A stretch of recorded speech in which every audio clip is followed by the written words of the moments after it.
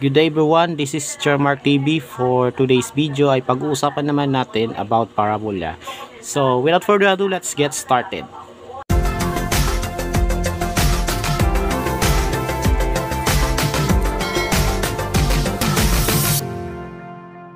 Okay, so ang i-discuss po natin is the second conic section, which is parabola. Parabola is a set of points such that the distance of each point from the fixed point is equal to the distance from the fixed line. Okay, so as you can see, we have this figure na meron tayong dalawang cone, no? Tapos meron tayong plane na naka-intersect sa isa sa mga cones such that yung cone naka-orient so that parallel siya sa slant edge ng or slant height ng cone. Okay? And then kung makikita natin yung section niya, yung cross section ng parabola after maikat, no, is something like this na pa-arc shape. Yung arc shape na yon is what we call a parabola. Ngayon, kung i-sketch natin sa partition plane or coordinate plane, ganito po yung magiging itsura ng parabola. So, sa parabola, there are 4 directions of opening. Okay? So, ito naka-open siya upward, ito to the right, ito naka-open siya to the left, and then open siya sa ibaba or downward. So, sa video na to is i-discuss muna natin yung parts ng parabola para alam ninyo yung ibig natin sabihin as we go throughout this lesson. Okay, so ganito naman po yung itsura ng parabola sa malapitan. So, ito po yung parabola mismo. Tapos, meron kayo nakikitang objects. We have a fixed point at saka fixed line. So, para saan naman ito? Diba, according sa definition, meron na banggit na fixed point at saka fixed line. So, suppose maglalagay tayo ng point dito, no? Kahit saan sa parabola. So, let's say dito. Diba? Pag sinukat natin yung distance mula sa point na ito, let's say point P, diba? Point P mula point P hanggang sa fixed point, no? Ito po yon, equal siya sa distance mula sa point P papunta sa fixed line. So, yung distance nito, tapos yung distance nito ay equal. Okay? So, kung maglalagay ka ng lahat ng possible points such that yung distance mula sa point na yun papunta sa fixed point ay equal doon sa distance mula sa same point papunta sa fixed line. Okay? So, doon natin mabubuo yung tinatawag na parabola. So, let us label some parts of the parabola. Okay, so itong point na to ay yung tinatawag na vertex. Okay, so vertex po ang tawag sa point na to and it is denoted by the letter V. So, ang V po natin ay yung tinatawag na vertex. Okay, so ayan yung pinakadulo nga ng parabola. So, whatever the direction of the opening of the parabola, either up, down, yung pinakadulo ng parabola, kumbaga sa bundok, ayan yung yung pinakatuktok. So, ayan po yung tinatawag na vertex. Okay? Next naman po is yung point na nandito, no? Yung fixed point na binabanggit natin kanina. So, it is denoted by the letter F at ang tawag sa point na ito ay focus. So, ang point F po ay yung focus. Okay? Focus po ang tawag dito. Okay? And then yung distance from point V to point F, yung vertex papunta sa focus is equal doon sa distance mula sa vertex papunta sa fixed line. So, let's call this as A. Okay? A units. So, this means point F at saka point B ay A units away from each other. Okay? Next naman, ang line na nakikita ninyo, yung imaginary line that divides the parabola into 2 equal halves or parts, no? Ang tawag naman dito ay axis of symmetry. Okay? So, ito po ang tawag dito ay axis of symmetry. So, yung line na yon ay laging dadaan sa focus at saka sa vertex ng parabola. At siya naghahati into 2 equal parts ng parabola. Okay? So, this is the axis of symmetry. At saka yung axis of symmetry can be vertical or horizontal, depende kung saang direction naka-open yung parabola. Next naman is meron tayong segment na nakikita which is perpendicular sa axis of symmetry passing through the focus. Ang tawag naman dito ay latus rectum. Okay? So, ang endpoints ng latus rectum is denoted by the points L sub 1 and L sub 2. So, yung L sub 1, L sub 2 no, is the latus rectum na tinatawag. Okay? So, ang tawag po dito ay latus rectum. At ang length ng latus rectum is, kung ito ay A units, ito naman, ang length ng latus rectum ay 4A units. Okay? Mula dito hanggang dito, 4A yan. And since nasa gitna yung focus, bale, ang length ng bawat segment, isa sa kanila ay 2A. So, 2A sa isang side, 2A naman sa kabilang side. So, ibig sabihin, yung distance mula sa focus papunta sa isa sa mga endpoints ng latus rectum, yung L1 or L2, di ba, ay 2A units or twice as far as this one. Okay? So, this is what we call the latus rectum, yung L1, L2. Okay? At itong line na nakikita ninyo kanina, which is the fixed line na binanggit natin kanina, this is what we call the directrix. So, this is what we call the directrix of the parabola, which is the fixed point, fixed line of the parabola. And yung distance mula sa vertex papunta rito ay A units, just like this one. Okay? So, remember po, equal yung measure, no? Or equal yung distance mula sa vertex papunta sa focus at vertex papunta sa directrix ng parabola, which is A units. Okay? So, let us recall the parts of the parabola. So, this is the vertex. This is the focus. This is the axis of symmetry. This is the latus rectum. Itong segment na to. Yung L1 tsaka L2 naman ay yung endpoints ng latus rectum. Ayan po. And then finally, itong line na ito is the directrix. Okay? So, I hope na meron kayo natutunan sa mga terms regarding sa parabola. Okay? Ngayon, let us define the equation of the parabola. Okay, so punta naman tayo sa equation ng parabola. So, suppose ito yung graph ng parabola, tapos yung vertex ng parabola ay nasa origin, which is 0, 0. Okay, coordinates ng origin. Bali, ang equation ng parabola is written as x squared is equal to 4ay. Ano naman yung A na to? Ayan yung distance mula sa vertex papunta sa focus. So, since yung parabola ay naka-open sa taas, bali, ang magiging focus niya ay nasa loob ng parabola, which is nasa taas ng vertex. So, nandito siya. Okay? And, kagaya ng sinabi ko, yung distance mula sa vertex hanggang sa focus is A units. Okay?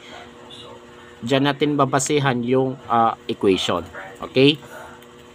So, kumbaga, kung ito ay 0, 0, okay, moving A units upward, bali, ang magiging coordinate ng point na to ay 0, A. Okay? So, ayan po yung coordinates ng focus. So, isulat natin, yung vertex po ay 0, 0, and since the focus is A units upward, no, mula sa vertex, bali, ang focus nun ay may coordinate na 0, A. So, ayan po yung coordinates ng focus. Kung ano man ang magiging value ng A sa equation. Okay? Ngayon, hindi lang pataas yung opening ng parabola. Meron ding ibang directions like to the right, to the left, sa baba. So, pakita natin lahat ng possible graphs ng parabola kung saan yung vertex ay nasa origin. So, ito naman po yung yung possible equations ng parabola in 4 different opening directions. So, we have x squared is equal to 4ay, x squared is equal to negative 4ay, y squared is equal to 4ax, and then y squared is equal to negative 4ax. So, paano malalaman yung opening direction ng parabola? Ganito po. So, kung ang x ay naka-square, di ba? yung opening ng parabola ay either upward or downward. Okay, kasi si x naka-square. Ang pinagkaiba nga lang is kapag yung coefficient ng y ay positive, ganito po, bale yung parabola ay opens upward, okay, upward. Tapos kapag ang coefficient naman ng y dito ay negative, ibig sabihin yung opening ng parabola ay downward. So ibig sabihin naka-open siya pababa. So downward. Okay? Ngayon naman kung y naman ang naka-square sa equation, no? Ibig sabihin yung parabola ay naka-open to the right or to the left. Y ang naka-square or naka-raise sa 2, ibig sabihin to the left or to the right yung opening ng parabola. Ang pinagkaiba lang sa kanila, kung yung coefficient ng x ay positive, kagaya nito, no? Ibig sabihin, yung opening ng parabola ay to the right. Okay? Tapos, kung ang coefficient naman ng x ay negative, ibig sabihin, yung parabola naman ay open to the left. Okay? So, tandaan po natin, malalaman natin yung opening ng parabola through the equation. So, ulitin po natin, kapag x ang naka-square or naka-raise sa 2, ibig sabihin, pataas or pababa yung opening ng parabola. Pataas kung yung coefficient ng y ay positive, pababa naman kung ang coefficient ng y ay negative. Ngayon, kung y naman ang naka-raise sa 2, it's either to the left or to the right yung opening ng parabola. To the right kung yung coefficient ng x ay positive, to the left naman kung ang coefficient ng x ay negative. Okay? And take note of these vertices. Kung saan naka-open yung parabola ay nandoon lagi yung focus na nasa loob ng parabola. Kagaya nito. So kung mapapansin natin, yung parabola ay naka-open sa baba. So ibig sabihin yung focus ay nasa baba ng vertex. Kaya yung coordinates ng focus ay 0, negative a. Remember po, yung focus is always fixed at a units away from the vertex. Okay? Kung naka-open siya sa right, malamang yung focus ay nasa right din ng vertex. Kaya yung vertex ay may coordinate na a, 0. That is a units to the right of the vertex. Okay? Ayan po. Ayan, lagay natin dito. Tapos kung to the left naman yung opening ng parabola, bale yung focus ay nasa left din ng vertex, which is a units to the left of the vertex. Kaya yung focus ay negative a, 0. So, ayan po yung kabuuan ng parabola kapag nakasentro siya, kapag nakasentro yung vertex sa origin. Pero what if kung yung vertex ng parabola ay hindi nasa origin? So, ito naman po yung equations ng parabola kung saan yung vertex nun ay wala sa origin. So, ito naman po yung equations ng parabola. Kagaya nito. X minus h quantity squared is equal to positive 4a multiplied by y minus k. Okay? So, again, kapag x ang naka-square, after natin i-expand, di ba? Kapag x ang naka-square, it's either yung parabola ay naka-open sa taas at saka sa baba. Okay? Sa taas, kung yung coefficient ng y ay positive, sa baba naman kung ang coefficient ng y ay negative. Ganun din naman dito. Kung y naman ang naka-square, after natin i-expand, di ba? It's either yung opening ng parabola ay to the right or to the left. To the right, kung yung coefficient ng x ay positive, to the left naman kung ang coefficient naman ng x ay negative. Okay? Ang pinagkaiba lang nito sa equations kanina, no, yung vertex ay nasa origin. Bale, kapag wala siya sa origin, yung y pinalitan lang ng y minus k, tapos yung x naman ay pinalitan ng x minus h. Kaya ganito yung equation. Okay? So, yung h at saka k ay yung coordinates ng vertex ng parabola. And take note of the focus of each parabola. So of course, kung pataas yung opening ng parabola, nasa taas din yung focus with a units above v. Kaya yung vertex ay h, k, bali yung focus ay h, k plus a. Kasi inangat natin a units from the vertex. Sa pababa naman, kung pababa naman yung parabola, bali pababa din yung bali na sa baba din yung focus, which is A units below V. Kaya yung focus ay H, K minus A. From H, K, sinubtract lang, no? Kasi binaba yung point, kaya naging K minus A. Okay? Ngayon, kung pakanan naman yung parabola, bali yung focus ay nasa kanan din. So, ang focus ay H plus A, K, di ba? And then, to the left, kapag pakaliwa naman yung parabola, nasa left din yung focus. So, yung coordinates ng focus ay H minus A, K. Okay, so ayan naman po yung graphs and equations ng parabola kung saan yung vertex ay wala sa origin, which is H, K. So, I hope na meron kayong naintindihan about the equation of the parabola, no? And then, kung paano natin malalaman yung opening ng parabola. Okay? Okay, so comprehension check muna tayo. Ano po? So, dito, alamin natin kung ano yung opening direction ng parabola pag igagraph natin sila. Okay? So, opening, tapos yung vertex ng parabola, tapos yung value ng A. So, to start with, x squared is equal to 8y. So, kapag x ang naka-square, diba? Ibig sabihin, yung parabola ay naka-open sa taas or sa baba, upward or downward. Upward kung ito ay positive, so dahil positive yung coefficient ng y, ibig sabihin yung opening ng parabola ay upward. Okay? Pataas po yung parabola. Next naman yung vertex ng parabola, since x squared lang at saka yung y lang ang nandito, diba? So, ibig sabihin ng vertex ng parabola ay nasa 0, 0 or nasa origin.